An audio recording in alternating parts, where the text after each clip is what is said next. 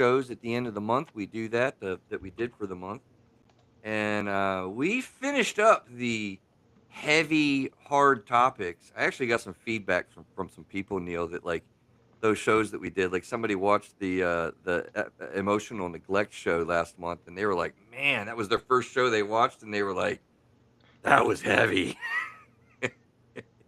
Well, I thought the funny part when you brought, I think maybe Kyle brought up like with February and all that, you were like, let's do all this like the month of love and let's talk about neglect and abuse and I it was know great. it worked out. It worked out.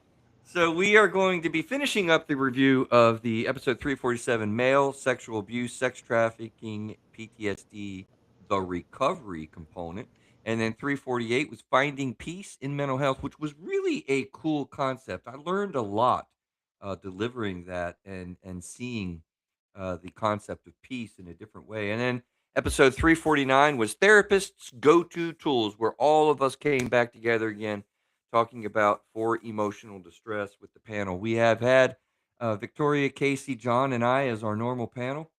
And we've kind of been having a lot of weird shows lately, and we're going to have another weird one where they're not all involved next week. But it was a good month of shows. This is Through a Therapist's Eyes, where you get information and we blow up stereotypes and myths about the mental health, knowing this is not the delivery of therapy services in any way. Look, we are therapists, clinical therapists, licensed, doing real clinical work every day. And this is where we talk about, honestly, about what actually helps. Um, what else? As my phone goes off. Thanks, Neil. That was you. He went offline. Now he's trying to get back online. I guess Neil dropped. Kyle, what are we gonna do? I guess me and you just have to handle it until he gets back on. I mean, you we can do that. think we can handle it? I think we can do it. The internet gods just knocked him off. So listen, we do this at about 6:15. We do a YouTube live where we come on live, and on YouTube you can kind of interact with us. We also like you to interact on contact at throughatherapisteyes.com. Look, we haven't had a new YouTube subscriber in a couple few weeks, man. That's come on now.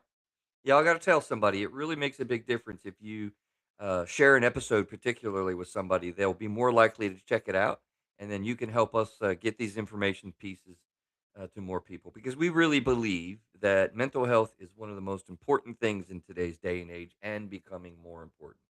So we're on Spotify, Apple Podcasts, all that kind of stuff.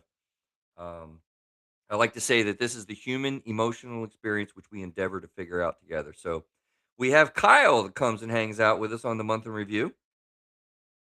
Welcome, sir. Thank you for having me. I always enjoy being here.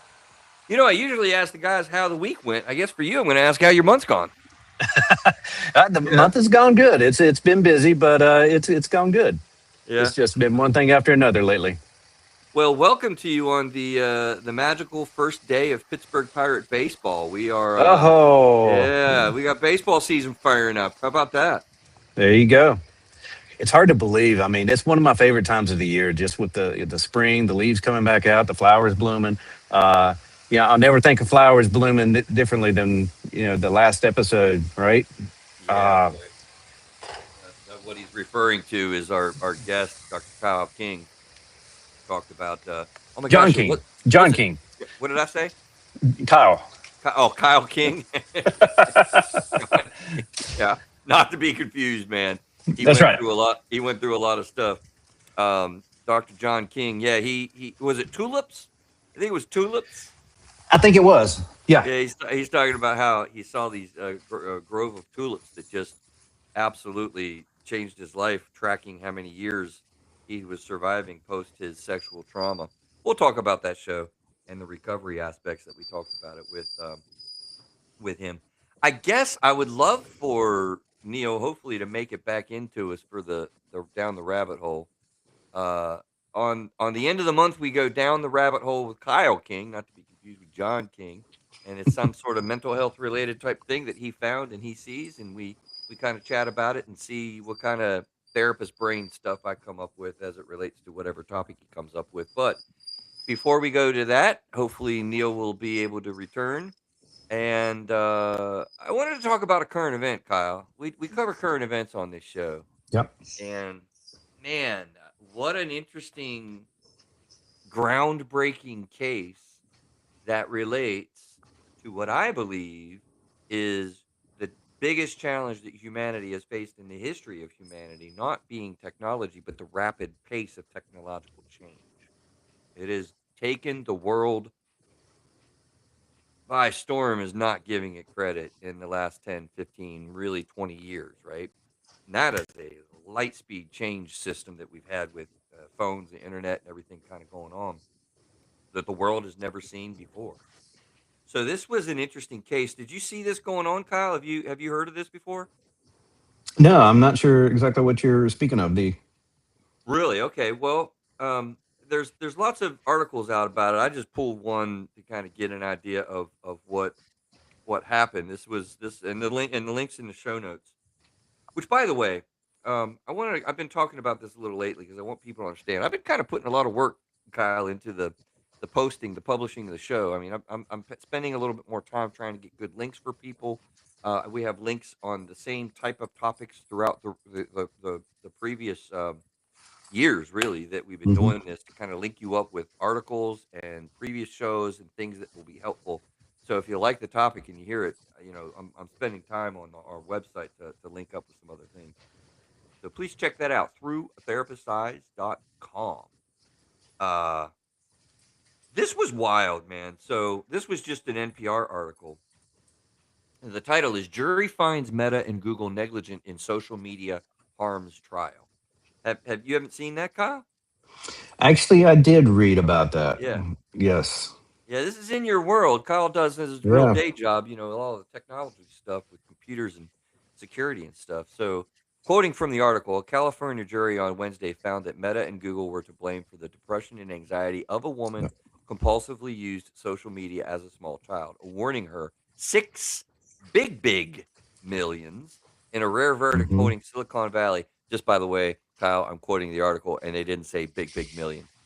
Just gonna point that Yeah. out. Yeah. But it was 6 million in a verdict holding Silicon Valley accountable for its role in fueling the youth mental health crisis. The jurors concluded, so it was a jury trial, that Meta and Google should pay the woman three each. And then, while the fiscal financial punishment is minuscule for companies that have trillions of dollars, it's so consequential. This It article is. says, quote, it represents the first time a jury has found that social media apps should be treated as defective products for being engineered to exploit the development brains of Mhm. kids and teenagers. So, yeah, this is I wouldn't call it like a landmark case like the tobacco things of the past, but it rings a similar tone to what we all kind of know has been causing trouble in one way or some form or another, the technology reality. What do you take Absolutely. from that? What did you read? What do you see? So here comes Neil. Hey, Neil's back just in time to talk about the article. I hope you checked it out while you were away, Neil. No, All it right, is great. definitely. Well, you think about several years ago where Facebook, got pulled into court cases for supplying, false information during election campaigns and things like that. And I think it kind of is following suit. They're looking at every angle for, some type of misinformation to be spread, you know, Oh yeah. to help that, for a child they're so prone to taking a look at something and saying that's the source of truth. I'm going to believe that, whether it's been created by AI, whether it's been created by some influencer. They're looking at that as that's source of truth. Now how is that social media company being able to determine what's actually deemed truth or not truth? you know they have to have they should or should consider controls to be put that in place. However, with that said, I also say that's you got to put some onus on the parents to control some of that screen time, but you Ah, also have drives me to nuts. but also to understand what their kids are doing. you know at what age did that individual get that access to that Facebook or Instagram, right? What age is too young? What age should they be getting that access? I wasn't a bad parent, Kyle. But you kind of catch my drift. It's like we need to understand what our kids are doing, what they're seeing, be able to have those conversations, in my opinion, and say, this is fact, this is fiction. No, these guys are not telling you the truth. There's a couple things that drives me nuts about this current event. One, I'm really glad, bottom line, that it's happening because we need to have some accountability for Hmm. what's going on. But what drives me crazy for sure, I'm sure everyone knows the way that I use the word addiction is clinical in nature and it gets thrown around. So this is kind of an addictions case. Big air quotes if you're listening to this on one of the audio only versions. Air quotes galore because addiction is very different in a lot of ways in the way that I see it clinically. But nevertheless, it what drives me madly insane is not quite what you were saying. I don't totally disagree with anything you said, Kyle, but this is affecting you, ma'am, listening to the show. You, sir, listening to the show. Us, Kyle, because Hmm. we're adults doesn't mean that we're not affected by these things. And it would be harder to get a lawsuit for a fully developed brain engaging these things, but you know as well as I do, it screws with our brains just as much. They're Oh, absolutely, developing. 100%. Yeah. Yeah, and look, I mean, I've seen people in public, when the Israel stuff was going on with Hamas and Gaza Strip, and I've seen people, quoting things that are actually not factual in public. Take it from somebody that's been over there 3 different times. I've stood 500 yards from the Gaza Strip, and I've been around those people many, many times. And I can tell you, and I have still have friends over there that can relate the actual news to me versus what we actually see. Right. And they're getting their information from these social media things, so they're not getting the truth. They're not understanding. They're not able to think for themselves because they're just taking the easy path. They're not Okay. researching what's going on. Anybody, I would People. say, people. Yeah. Yeah. Yeah, it's wild in the way that it goes out, and it's the unexpected reality of what these things do, and the way that they were crafted. They approach neurologists and psychologists to make these things as sticky as they can make them. Just simply saying, Hmm. "Okay, more and more and more content consumption is the whole goal. The whole beautification thing for girls, the whole endless Right. scrolling, those are very, very purposeful. Make no mistake about it. And Sure. there is accountability for that. And yeah, Niels pointed this out before. Think of those algorithms, right? Those algorithms get you down that rabbit hole. So if for me, like I follow golf stuff. If I follow golf stuff, it's going to tell me, hey, you can get your swing better by doing this. You can make your putts Yep. better by doing this, right? And then by the way, somebody's going to throw in there, oh yes, and by far this is the best course. And if you've never had this drink on the golf course, this is the best drink, right? And it's going to start your Advertise. mind thinking, right? These are the kinds of things that the influencers will do as part of that. Yeah.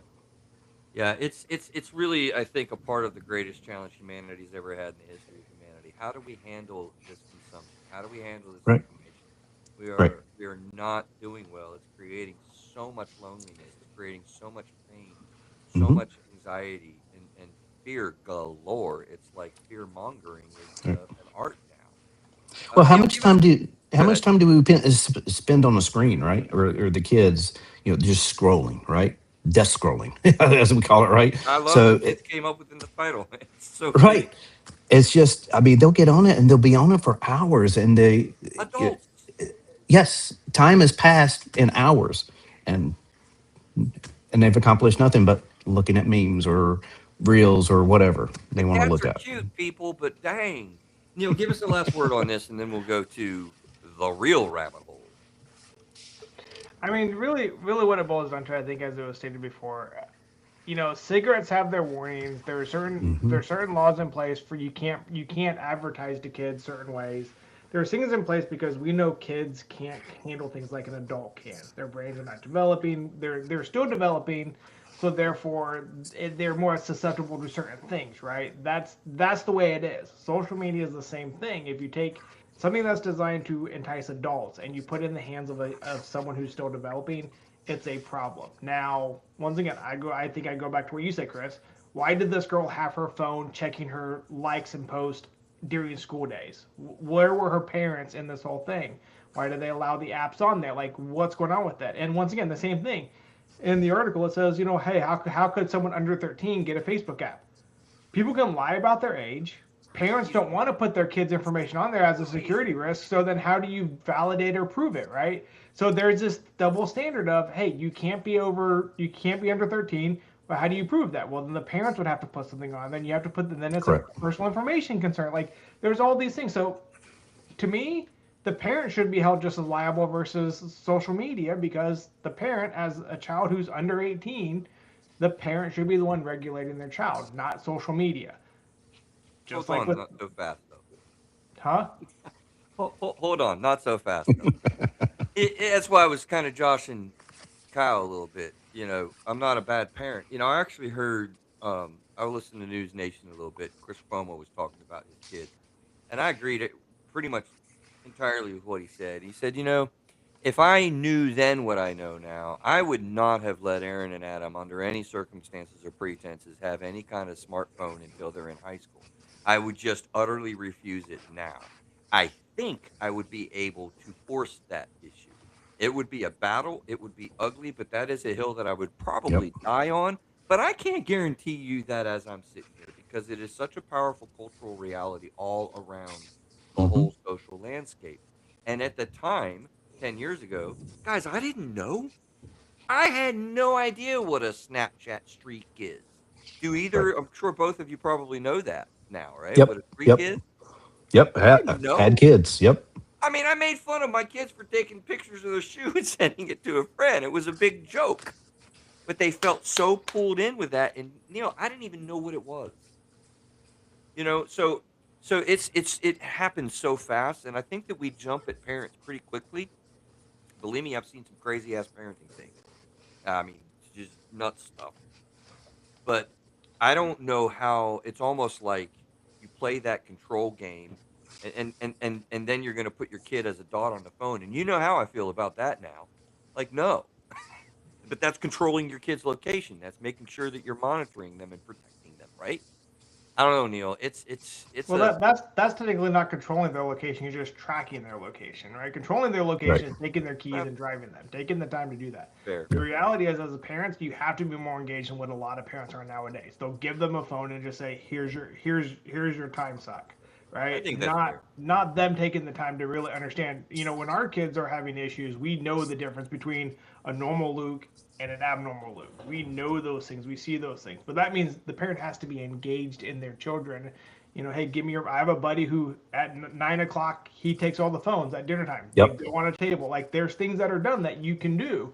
But once again, the same thing that applies. If I have a pack of cigarettes and I give my kids a pack of cigarettes, they can still choose to smoke or not smoke them, but I still gave them that pack of cigarettes. There's that side of it that you just have to be aware of it. And people are using technology because technology did. I mean, I'm not going to skirt that technology was a great advertiser and all those things. But once again, there's still a thing where it gets down to a certain level, you can't let the parents out of it. Right. Hot topic, Kyle. It For is. sure. I mean, and to his point, I mean, now my daughter's older now, but when she had a phone, it stayed on the counter at night, and I wanted her to get shut down a little bit, right? And those endorphins, that the endorphins go up, and she gets Yeah, man. that My kids level, have and free she never reign. can rest, and My kids you have know, free reign, and I'm not proud of that, but I yeah, have to be honest about it. Look, we're way into the show, and we got to get to the rabbit hole, and then we got 3 shows to yeah. review. This is And a hot before topic, though, man. it is, but I will tell you now, my daughter's my biggest stalker. She'll stalk me. It's like, hey, you're over here eating. Can you bring me some food? Yeah, she does that now. Oh boy, she sees where you're at. Yeah, that's right. Turnaround's fair play. All right, on the month in review, we do a down the rabbit hole with Mr. Kyle King. What you got, brother? Man, so being March, I was really headed down the rabbit hole of March Madness, and then the horrific events happened at LaGuardia Airport this week. And I'm like, oh, that just kind of breaks my heart, for all those involved, and so it kind of got me thinking, and probably something that a lot about is about various jobs and the stress levels that it can be, and I just kept going down this rabbit hole. It's like, okay, well, who thrives? What are the risks? How do they survive? Who struggles? and a couple of things that I uncovered during my research is like, it's not the job alone that determines the mental health risk. It's the interaction between the job demands and the personality wiring. So it's that personality that from Industry? that employee in that job, right? Okay, So for specifically. instance, like, yeah, so this, because the same job can burn out one person but not the other, but it depends on the personality. So for instance, like, and I started taking a look at give me the top five, most stressful jobs. And I was like, did some research on that. And then it was like, okay, what are the Can I try lowest? to guess them? Sure. Air traffic controllers are up in the top 5. Yep. Dentists? No, Not dentist. Nope. not dentists. First responders, specifically Yep. Yep. police, has Yep. got to be top 5. I thought dentists would be on there. I don't know. All right, I'm gonna quit. No, you're good. Doctors and nurses, they're probably at the top. Okay, 8 air traffic controllers below that. First responders below that. Social workers, believe it or not. there we go. Teachers in the top 5. Now, yeah, Dealing with other humans. right. It's that emotional thing, and even for teachers. Let's just take teachers for instance. The burnout rate is kind of medium level, like 45, 50% is what the found. But who struggles in that kind of job? Control oriented people, because we know kids, right? Having control over those kids, is it going to happen? Well, maybe to a degree, but not completely. And it's different. It's interesting to see like how they cope with it, whether it's like peer support or emotional venting or structured routines, and that's some of the ways that they are able to cope with it to prevent that burnout. But then when you get to something like an air traffic controller, burnout rate, is 30 to 40%, right? And I was like, wow, okay, that's different. However, things like a suicide risk are very high. Suicide risk for like a social worker is very high. And I'm like, well, that's interesting. And when you compare the differences between the two, when you think of the air traffic controller, the people that thrive on those are calm, focused, low emotional type of person. Who struggles? Very anxiety prone people. Yep. Anxiety has got to be a predictor in all of those. Oh gosh, yes. That's exactly what it is. And it's amazing, the different, for the ERs, air traffic controllers, first responders, all of those, they handle their coping mechanisms in very different ways. Some can turn to dark humor, some can compartmentalize, some can just You don't want to hear a different kind of therapist coping, You right? don't want to hear a therapist talking about mental health with another therapist. It's a little There you go. It just made me realize some of the. I mean, you kind of know it on the surface, but when you start diving into this a little bit deeper, there are a lot more risks for those high stress jobs. They can burn out easy. They got substance abuse, emotional detachments. In compared to low stress jobs, when you think about those, uh, their their stress level never spikes, because when you think of somebody like an air traffic controller, their mind is always going. They're always in a overthinking type of mentality where they're trying to manage all of these things that think of the LaGuardia Airport. It's one of the crisis largest at every airports. turn. It is. Where like so their mind is constantly stretched to the threshold of thinking about what do I do here, what do I do here, and they're trying to manage all this at one time.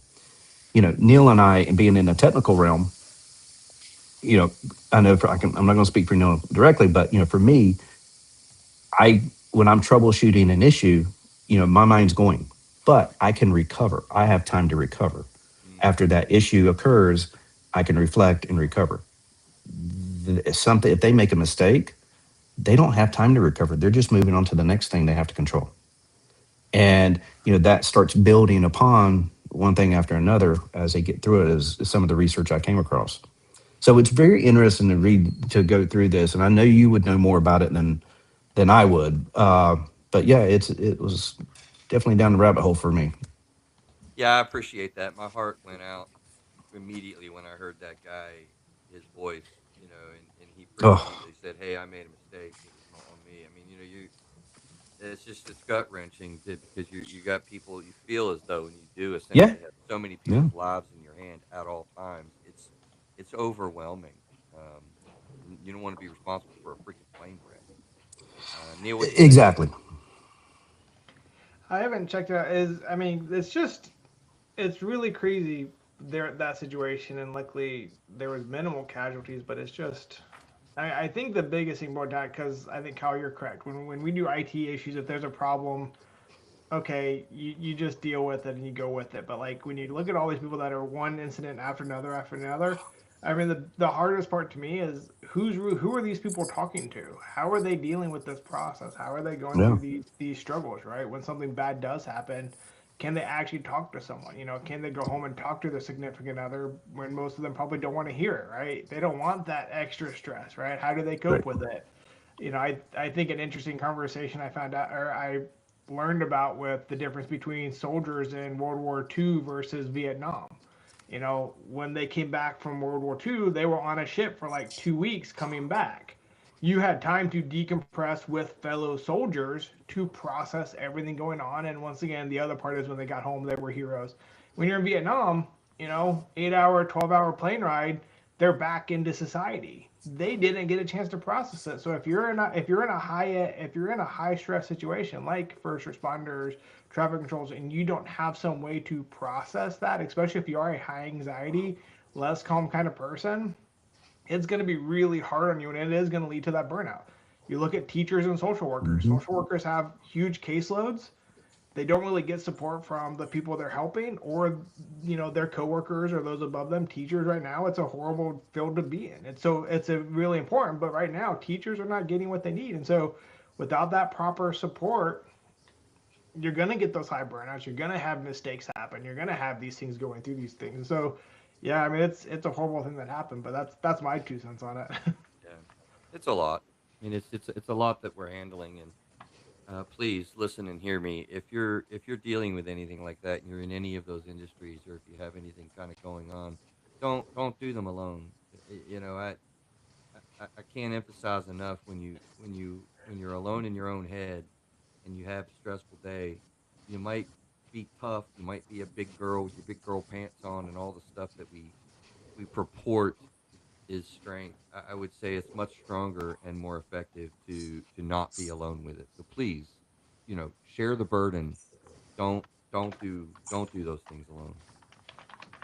Um, let's get on to our shows though, um, as we have some really cool things. I don't know, guys. I think we want to maybe make this first one a little bit shorter, if it's possible, because we talked about it, and I'm aware of the other two are a little bit more uplifting, and I think we need a little bit of that in the world these days.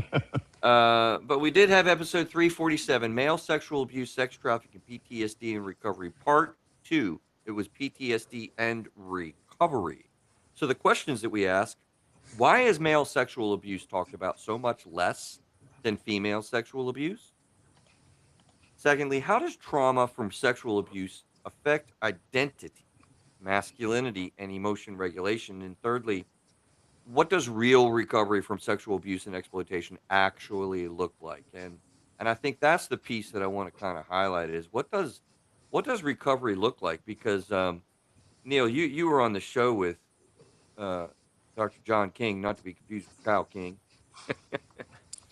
Um, guys put together, you know, not that Kyle you're not, but he's put together and he's He really well is. grounded, and he's really able to speak about such a harrowing set of experiences that he had for his life.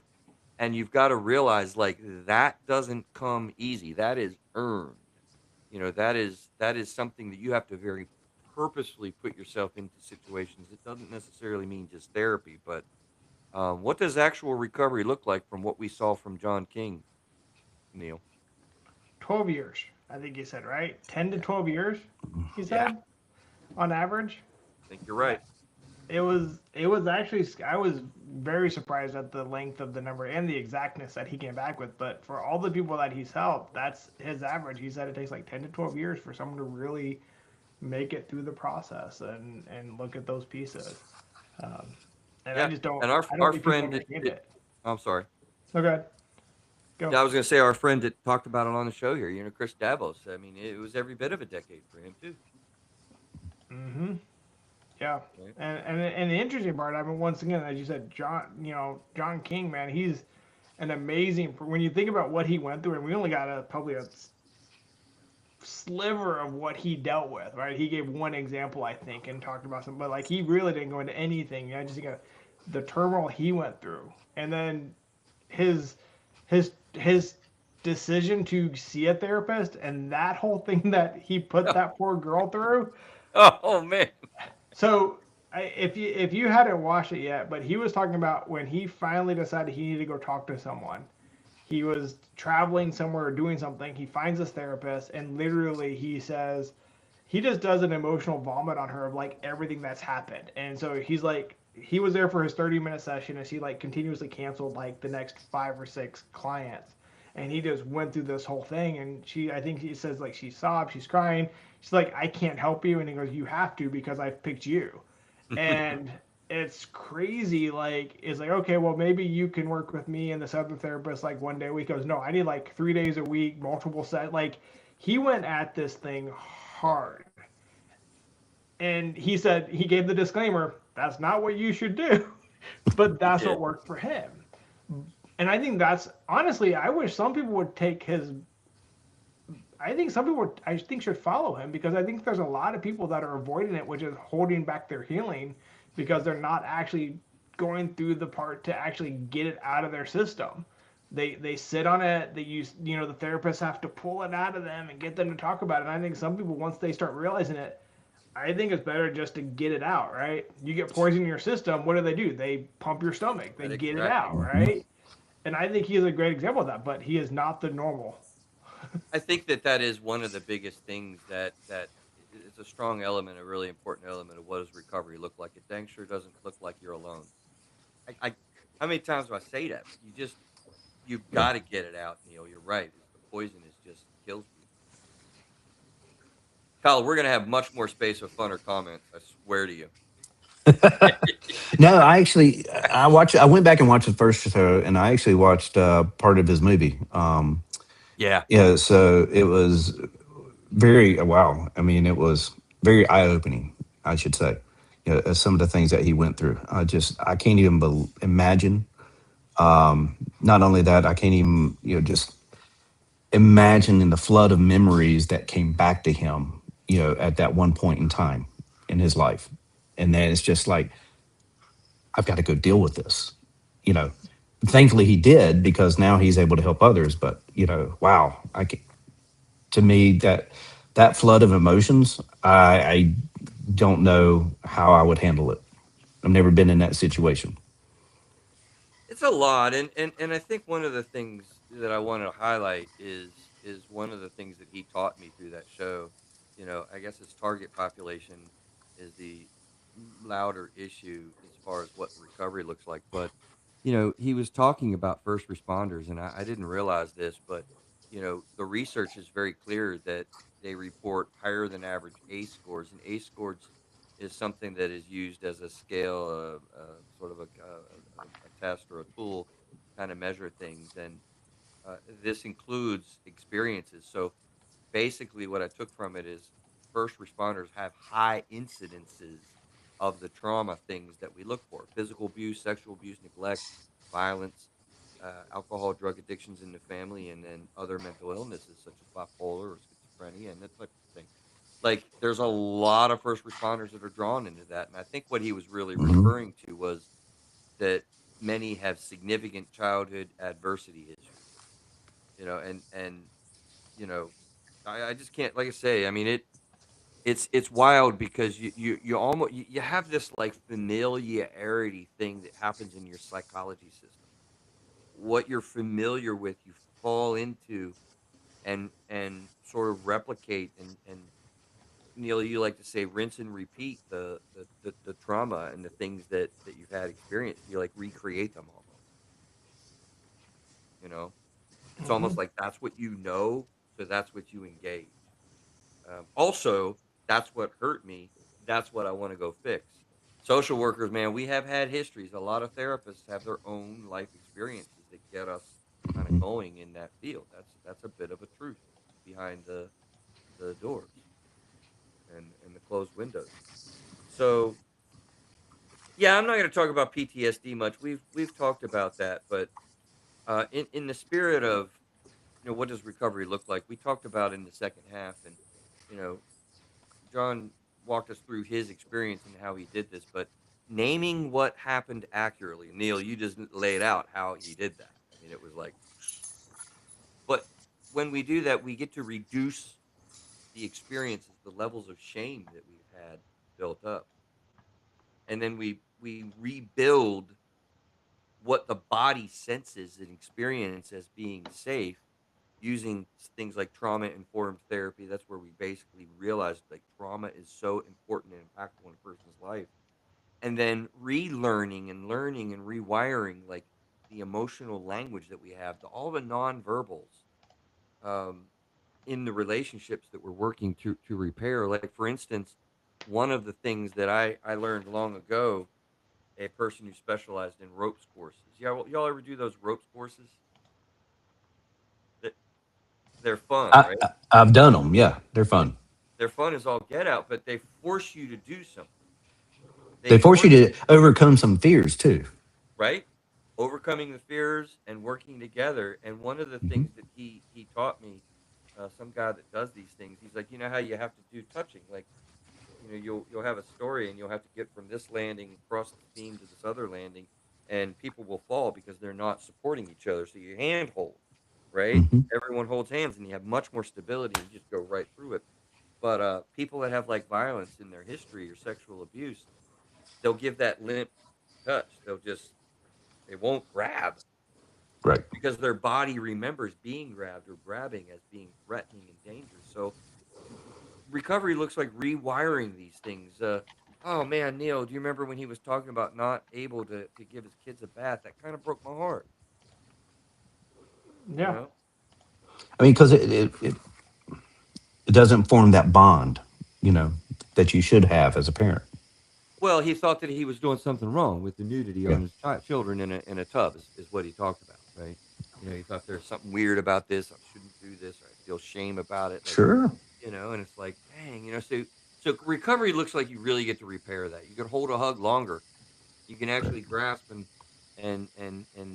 support yourself with balance, and shake hands and do very real functional things that if you don't recover, you struggle with that in a lot of ways. Okay, that's a sad topic. I think. I think the thing that I would like to end up on is we've started this thing of practical questions, and so the question I would ask you related to episode 347, on this trauma case where John shared his story is so I'm asking you, the listener, right? Like, what is something that you've experienced in your life that you had shame feelings about? Shame is sort of I've done something wrong, or there's something inadequate, or something odd, or even evil about me, like carrying that shame. So something happened in your life, probably wasn't your fault. You did not do anything wrong. We tell little kids, right? It's not your fault. You didn't cause your parents' divorce, or you weren't asking for the sexual activity that you received. It's like, so my question is like, do you, and I would add, how do you carry the shame about something that was not your fault? Think about that. And the journey would be to let go of that. So, Kyle, I promise we can have a little bit more fun with these topics that aren't as heavy. You could start cracking jokes on these ones. Episode 348, Finding Peace in Mental Health, Peace of Mind, Suicide Recovery, and Why Peace at All Costs Fails. Three questions. What does peace actually mean? And I really want to hit that on this review. What does peace actually mean when someone is struggling with mental health or suicide thoughts? Second, is peace something we achieve, something we protect, or something we learn? And I think Neil, didn't we land quite solidly on all three? Hmm. Yep. And the third question: why do people sometimes chase peace in ways that actually destroys it? Can we talk about what peace actually means, Yeah, guys? I'd love to hear your thoughts. I mean, initially on this, really, because I Hmm. mean, you see it a lot. You see people probably trying to achieve that, right? I do, but I think honestly in church circles, which Kyle I think is an area of support in your life with your faith tradition, right? It's talked about a lot as well. So I am actually going to push it back to you and see. I am dying to hear what your non-clinical therapist perspective in the circles of peace be with you, right? That's what we say in churches and shake hands and do greetings. So I'm curious how you've understood the concept of peace. Well, I'll tell you how my perception of it. For me, it's one of one of those where I can sleep at night. I'm not. I don't have any thoughts or about things I've done throughout the day. Because I haven't had to lie about anything. I haven't had to harm somebody in some form or fashion. Not physically, but maybe emotionally. I haven't. But to me, that's if I can come in and sleep at night, be honest with people, and fully transparent, with them. To me, that's kind of like I'm able to sleep. I'm good, and I'm not Yeah. because I know I'm not hiding anything. I know I'm not doing anything that is going to cause any problems or anything like that for the people around me.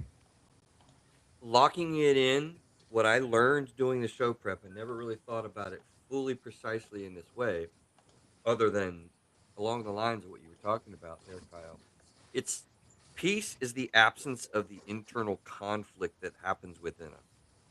And that's why you Yeah, sleep. yeah. Yeah, absolutely. And you think about, I'm really bad about waking up in the middle of the night, and I start thinking of, oh, I got all these things about this. So it's like, or I gotta, calm my brain because, like, you know what? If I'd have just done this on this one little shot on the golf course, I might have been, ended up in a better spot. Right. These are kind of things that impact my brain in the middle of the night, but not that I should have said this to this person. Because what happens is if I do have a situation where I do run into some type of conflict, it does cause me not to sleep at night because now I'm replaying the events in my head. Tormenting you. And right, I'm tormenting myself, and to the point where I have to go back and talk to that person that next day, because I want that level of peace. I want there to be no questions or misunderstanding between, me and that other person. It's like, hey, sometimes it's easy as just, maybe it's my fault, right? And I apologize. Or hey, I don't think we saw eye to eye, so let's take a step back and let's see how we can work together on this. These are the kinds of things that we try to do. It's funny, like I don't want to turn it into a religion show, but I mean, I grew up Catholic, right? Mhm. And you know, I would hear people say "peace be with you" at church all the time. It's a very big Catholic thing, and that's cool. And I think I don't know if they know what they're talking about offering or actually experiencing though, because how do you have peace and then the concept of Catholic guilt paired together so tightly? I mean, I remember as a little kid, like, oh my God, I got to do wrong. I can't do wrong. I got to say five Our Marys and Our Fathers and Hail Marys and the Rosary and the things and the, oh, I mean, it really was like if I screwed up something, I felt like just full of shame, which Right. probably contributed to my rule following. That's not peace. That's not peace. It's like, you know, and we're drawn to this, like, peace of mind, peace be with you, rest in peace, keeping the peace, making peace with something, inner peace, make a peace offering, the Right. peace pipe, Yeah. peace treaty. Yep. We're drawn to this in a lot of ways, and I don't think we understand. Neil, I'm curious what you observed with that conversation. About the lack of internal conflict when that's the state of peace. I was before you just talked about that. I was kind of thinking about what I would think peace would be, and it's kind of like, at our ages, you ever have an injury, and then you finally get up and your injury goes away, and you realize, oh, I can walk normal. I don't have that pain. Like to me, peace is living your life without whatever that pain is, that pressure is. And that's what I don't think people are always trying to find that way. And I don't know if really people can get to that point where they understand it. Like you said, no internal chaos, no internal pressure, no pulled muscle, no pull. Like that's what I was kind of thinking. Like peace is that restful period because you don't have anxiety or doubt or whatever it was that got Fear. you to that point, fear, right? And I'm with you. The idea of being Catholic and saying have be peaceful, it's like it's really they really are different, right? How do you have peace if you're always worried about doing wrong, right? It's that weird juxtaposition. So that's that idea of there has to be a confidence to what you're doing. Um, there has to be something you have to do to get things off your chest. The peace offering. That peace offering is designed to put it out there, and then you move on from it. Right. That's the goal to solve your problem. Is if something is not if you have internal chaos, you have to get it in order so you have peace. And I think that's the part that people have to understand. And I think peace is something that either you get it from a higher power or you find ways to how do you get yourself organized to actually deal with your situations so you don't have that continuously nagging at you. As I was listening to you, it's funny we can get away from the church thing and say, this is in parenting. Um, Hmm. I was thinking of the torment that I had done when I would get frustrated and parent out of anger or fear, which is probably what happens a lot more nowadays than did before. You're not really teaching or instilling a sense of peace in the kiddos.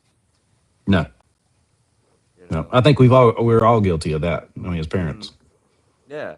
I mean, when I come home and get fired up, man, because there's a Hmm. stupid towel on the floor, I'm like, I'm Yep. tired, I'm irritable, and I'm yelling at you for a towel. Now they're like on Yeah. edge. We're you know, Right. Or trying to teach your daughter math for the very first time. That's a challenge in and of itself.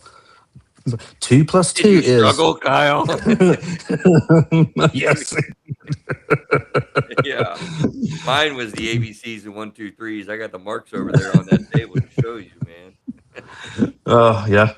My daughter still reminds me. You've never been to your dad's daughter unless you've had to learn math from him at the kitchen table. It's like, yeah, Exactly. Yeah. there we go. Yeah, I didn't think of peace that way. It was similar to when we did the show on procrastination. I think I used to think of it as like some obscure concept that you were just supposed to be blissful or euphoric, like peace. It sounds so uh magical almost. And when I layered it in with this show and talking about it, it's the absence, Neil. I think you were putting great words on it. It's the absence of all that turmoil that we have with worry and fear and doubts and second guessing and analyzing and just overthinking things. I mean, I'm guilty about of all of those, and therefore, I guess I really haven't had a peaceful existence on this earth. You know. There was an interesting thing I read the other day about how military people can sleep well. And I know there's the old joke about like, well, if you get up 5 o'clock in the morning, you run 10 miles, and you do this, you run five more, like you'll go to sleep. The other part that I read was talking about when someone comes back from special forces or operations and they get back to their barracks or whatever, they take the time to get themselves situated. They close all the loose ends. They clean their gun. They pack their stuff up. They do the things they need to, so there's not this nagging. Oh, I have something else to do, which was actually in my head that as a procrastinator, it's like, wait, you can actually do stuff and get it done. Wait, hang on, what is that? I Yeah, can't save it yeah. for tomorrow. But that goes back to that same thing. They're creating order out of their chaos so they're at peace so they can then go to sleep so they can disassociate and say I'm going to go hang out with this even though I just did this deployment and I had something crazy happen, right? They're going through these processes to help them. I think that's the part that we have to look at. What do you have to do at the end of the day? How do you organize your chaos so you can sleep at night? What loose Yep. ends do you have to tie up? What are those things that are really driving you crazy at this point? Who do you need to talk to? Do you need to write it down? Chris, you've talked about getting up in the middle of the night and writing something down because at 2 o'clock in the morning you can't think, you keep thinking about something, right? Now there is something to be said about writing it in a book versus typing it on a computer. That was something that was brought up. I saw the other day that they were like, if you write it down, it's a lot different than if you type on a computer Because you've It talked is. about that before at 2 o'clock in the morning. You got your laptop out and you wrote on like it gets it out, but it's not the same as the. It's true. But that's that idea, right? What do you have to do to get your life back into alignment Hmm. so you have peace? Oh, alignment is a good word. There you go. Yep. You know? Yeah. So for me, it's going to class, working out, teaching, having fun with the community aspect, with folks in the afternoon, in the evening. Peaceful when we work out, Kyle. I am. Well, Isn't it painful? whenever I you mean, It talk about is. working out, I think of like 1980s, like Jane Fonda, like let's get physical time. Like No, no, what no. is Kyle like? Is he wearing the spandex pants and the tank No. top and No, no, no. No, if I ever wear that, I'll quit teaching. or you'll get fired? One of the two. That's too. So there are types of peace, and I thought about this because John talked about the show, and then we need to get off of this and get on to the other one to finish up. But the level one is external peace, and I think that's where I stayed stuck in like the calm around me, and that's peaceful. Like I feel peaceful inside when I go out to the woods. And Kyle came in from the house, Neil. He was lovely out there with the birds and stuff. It was peaceful, but that's an external peace. And then you have an emotional piece, and that's the piece that I really added. And I was curious about that motion regulation as being what you can do, by the way, for yourself to create peace. It isn't just given to you, even though John made the point that it is relational. And then existential peace, that is like a bigger version, the deepest level. Um, and to me, go ahead. Oh, I thought I heard somebody talking. Um, the existential piece is that really that peace in your spirit, that your whole existence is that's got to be hard to get to. But acceptance, having meaning, forgiveness is a big word when it comes to having peace. Compassion for others, getting curious about others occurs to me. Like there's these different things that are a part of what we do to curate our sense of peace. Sum us up so we can get out to the next one, guys. One thing I'll say, when you mention forgiveness, I don't think it's just forgiving somebody else. It's also forgiving yourself. Absolutely. So that's one thing I'll throw in there as well. But that's you hit on a very for me. I had to learn this. Learn, okay, what enabled me to sleep at night. And not that I was going crazy in my youth or anything like that, but I just learned what things were important to me, and I focused on those things. And as long as I focused on those things, I had peace at night. You know, Nice. it's stop and smell the roses a little bit. It's focus on the people that are around you. Focus on the relationships. Um, I those have a kinds of book things. title, Kyle, that says what you focus on the most is what you feel the most. There you go. You know? Yeah. Okay, perfect. So let's get to the last show. Oh, wait. Where's the practical question? So again, you to the listener, me as a therapist asking you, you're about your life. Like, is there something in your life, something that you experienced, something that you had happen to you, something that is in your life that you're avoiding? See, we can shut it down, we can numb from things, we can try to run from things, all these phrases, but it generally doesn't work because it absolutely serves in preventing peace. So, is there something in your life that you're avoiding that probably is a big contributor if you can identify that thing that you're avoiding to actually preventing your peace, right?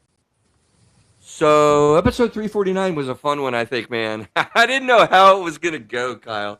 I had this idea of just saying like, okay, what is our go-to thing? Like, what did John, Casey, Victoria really, use as their go-to reality? Like these are. It was just a broad question, and there wasn't a lot of lead prep time. I think Victoria and John both, Neil, if I remember correctly, like kind of were in the moment on the fly, kind of trying to answer this for themselves. Um, and honestly, I kind of forget what they said because it wasn't in our show notes. But the three questions before we go into it. So, when emotional distress hits, what tool actually help people regain stability? Okay, I hear people asking about tools all the time. Secondly, are there foundational strategies therapists rely on regardless of the specific diagnosis? And I think the show answers that question to be yes. And then what skills can people practice regularly so they're prepared when distress appears? So, um, how did you do really, Neil? I'm curious listening to background on that deal, like our go-tos and kind of kicking those around with each other and actually having different ones, you know? Yeah, you guys had some different ones. I was kind of thinking like when I think as you were talking to someone else at your office about this, and when I saw the show title and like about like tools, tools that we use, I'm like, okay, well, what I was in my head going into like really like what have they talked about like EFT, CBD, whatever, all the all the things you guys do, right? Like when you do. THC, baby. Yeah. So it's like I was like I didn't really, and then you kind of came back with your thing, and then Casey came back with hers. I'm like, oh, those are tools, right? Those are valuable things that you should be doing, and it's just. But I was like, in my head, I'm as a techie, I'm like, well, like what software would you use? Like what tools, right? So I think it was That's good, awesome. and I think they both. I think John and Victoria. If I'm trying to remember what they actually said, but because I am John, I think too. misread the email, kind of forgot that you asked him for that, and then of I course know. Victoria is just Victoria, which is Yeah. you know I'll get to it. Random. Yeah. So no, I thought it was a really good conversation because you guys really talked about different things that would really help a lot of different people through the process. And I think both you and Casey have some very strong tool sets to that people should be focusing on. I totally remember Victoria was all about mindfulness. That Yeah, is, and that is that is her stick. She loves oh, mindfulness. she definitely gets into the mindfulness strategies and all the different things that bring you into the here and now. I really am not recalling John though. That bothers me, John. I'm so sorry, bro. You have to listen back. Yeah, I have to go back and like put it in like Gemini and be like, what did John Pope say? Yeah, right. Mine was good old fashioned self care, and every therapist talks about it. But I was developing that show concept. I'm kind of like, I call it the cornerstone of mental health for crying out loud. How can I not say that's not a go to? It's like, and it is absolutely a bit universal. I don't care what diagnosis you have, if you have one or not. Even it's like you got to be able to unplug. You got to be able to Hmm. unwind. Kyle, like you said, your daughters are going to put that phone down on the table so they can power down. We've got Right. to distract and relax, and that has it goes a long way into creating peace, which the show built on. Right. Yeah, absolutely. I mean, when I'm thinking about some of the ways to lower emotional stress, as the first question was talking about, yeah, for me, it's going to the gym, getting around people. Having I Neil, I always hate go him for back to being that. so worked out and healthy. I God, always go back to that because it just it just because you see when I interact with the members there at the Y, and real quick, they distract me. so listeners will know, Kyle runs a class at a local YMCA, which Yeah. is a weekly exercise class. And you've been doing that for a long time, right? It's just a Oh gosh, yeah, going on what 18 years now. yeah. So yeah, but that's for me that kind of de-stresses me. That takes away that emotional thought that's maybe bothering me or anything like that. It's talking with the members. It's interacting with the members. It's not making me. They totally take my mind off of things. And then when I get in teaching mode, then I totally think I'm totally there. I'm in that moment, and I'm not even thinking about the other thing. And I had it that just totally gets away.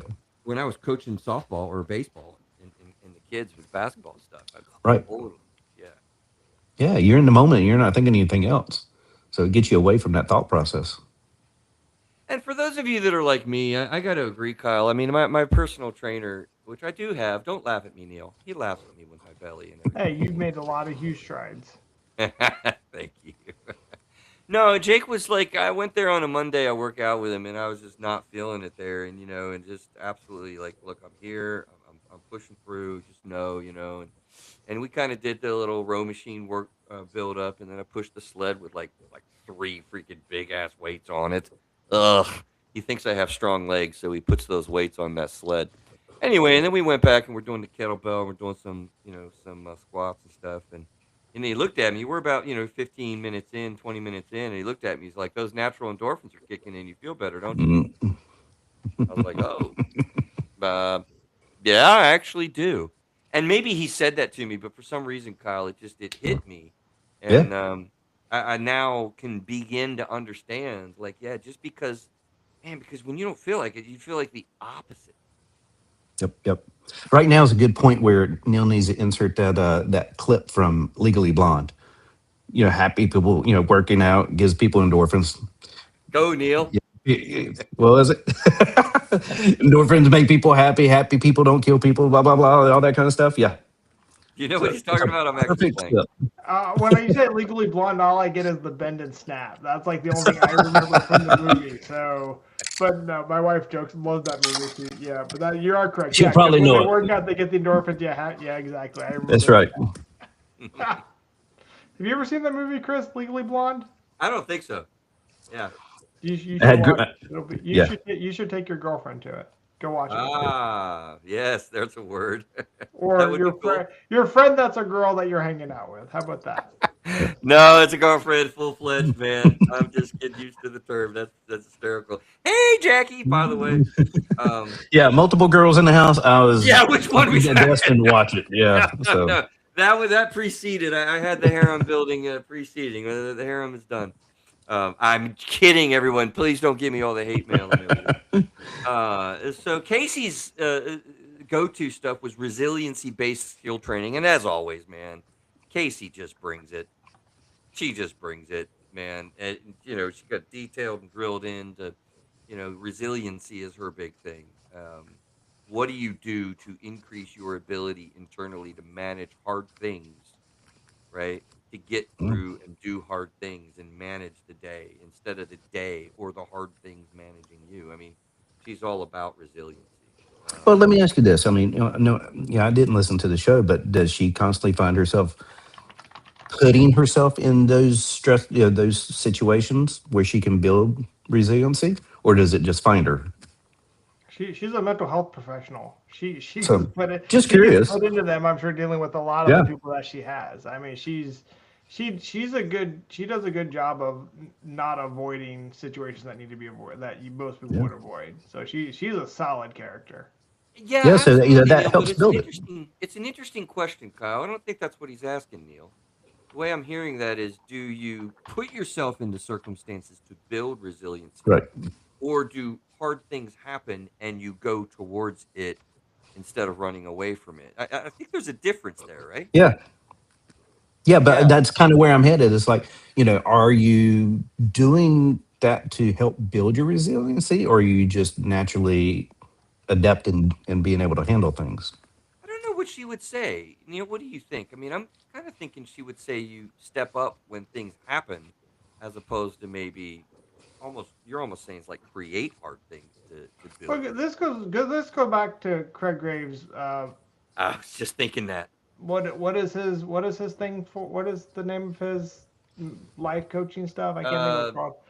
the Um, four yeah, but they build out crucibles, right? They do the right. idea that they have different level crucibles. You have a crucible you do every week, every month, every quarter, every year, and the idea is that if you do something hard, you get used to resiliency, right? You get more resilient to those things, and then that monthly one is harder, that quarterly one is harder, and then they do the annual thing where they do the stupid stuff where they're like 48-hour, like in the water pseudo Navy SEALs, right? So, but that's the idea. I think Kyle, you have a great thing, right? Are you because there are two sides of it, right? First responders get put into situations repeatedly all the time. You know, I think social workers, like I said, going back to the earlier conversations, right? Those type of people who have high burnout get put into high stress situations all the time. Now, I think that goes back. If you don't have a high stress life, I think you should put yourself in something that challenges you. I think you should have those things that you have to be resilient for because when life kicks you kicks you when you don't expect it, how do you And it handle it? will. And it It will. does.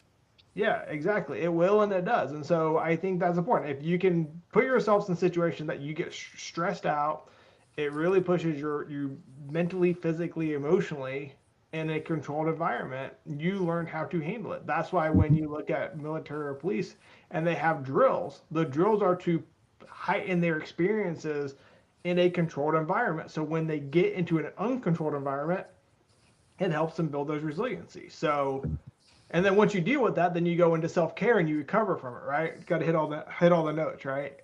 Love that. It was Commander Mark Devine, Neil, and the Unbeatable Mind.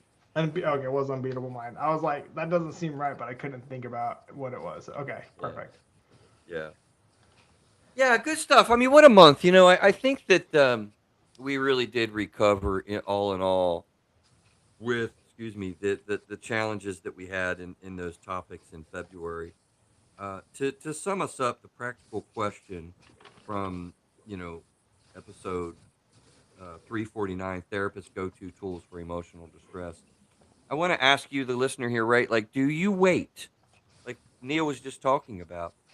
Do you wait until distress becomes super severe or really, really challenging? Do you sit around and wait for life to kick you in the rear end like Kyle knows and said that it does and it will?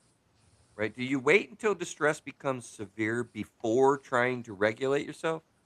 Because I like the idea that Neil's talking about, and it is an absolutely good path to have routines, to challenge yourself.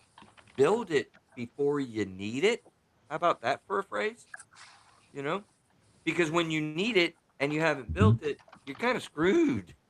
And that's not a comfortable place to be. So don't wait for distress to happen. Put yourself into tough situations. I'm going to go right up on here to the elliptical machine when I'm done here.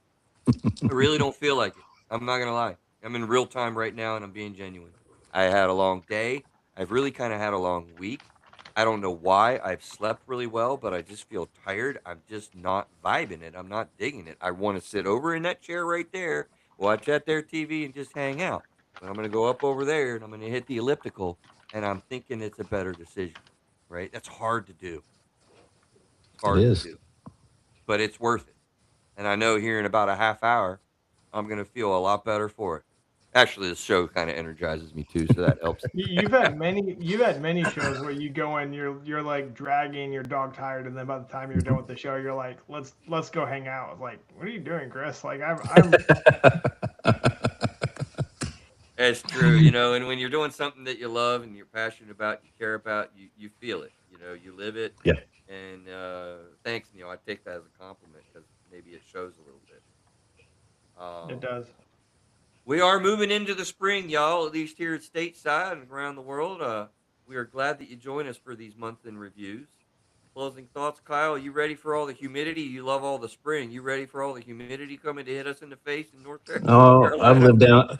I've lived down in North Carolina for all my life, so it just comes natural. The heat doesn't bother me. I'll Man, go you out don't and know spring. Spring is so glorious up north. uh, It's just everything comes alive. Everything's growing again. It's not humid. It's sunny. It's sunny for a longer part of the day. Here we get like a week before it's like super yeah, that's true too. Of course, like I said, I mean everything's yellow now, so yeah. sunny. Yeah. No, All this right, was good. Neil. These some good topics. I enjoyed that listening and being a part of that. Appreciate Good it. stuff. I appreciate you being here with us, Neil. I think we have a guest that's on Slight for next week. We have Miss Lisa Danae that's coming back with us. She Fantastic. promises to make me move, Kyle. She's gonna have me behind this chair, like doing some movements or something. I don't know what Oh, to do, man. She's gonna make me move and stretch and like do the belly. I feel like that would be a show for Kyle to be a part of too. And Kyle and her we can get her, Kyle, and Jake back on the show, and it can just be a show of Woo. torturing you, making you do stuff. that'd be awesome. I don't like that idea. We'll do that. We'll do that as a special show when we have 500 subscribers. We're going to Okay. build your resiliency. All right, you get 500 subscribers. It's been said. We'll get the three on there, and they'll make pain on me. I'll do stretching, I'll do lifting, I'll do bending, and whatever else. Chris, we're You up to know like what? 381 right now, so we're getting closer. Ooh. Wait, I didn't know that. That's all right, but we're gonna put it in a 2-month time limit. So we're gonna go April and May. If by June 1st we have 500, I will do all of that. I am reaching out to every contact on LinkedIn I have. Love Kyle, you do the same thing. As many subscribers Definitely. as possible. it. That would be awesome, and I mean it. I would do it. All right, guys, listen. Have an awesome time around the world. We have a lot going on. We're trying to help you find some of that peace, cultivate some of that resiliency, and get this life going the way that you want to get it going with mental health, because it is one of the most important things we believe in the day and age that we're living and becoming more important. So please come back next week. Thank you for hanging out with us. We really love doing this show for us. Tell a friend. We need some YouTube subscribers, but not too many. Not too soon, not too many too fast, right? Take care. Have a great week. Bye.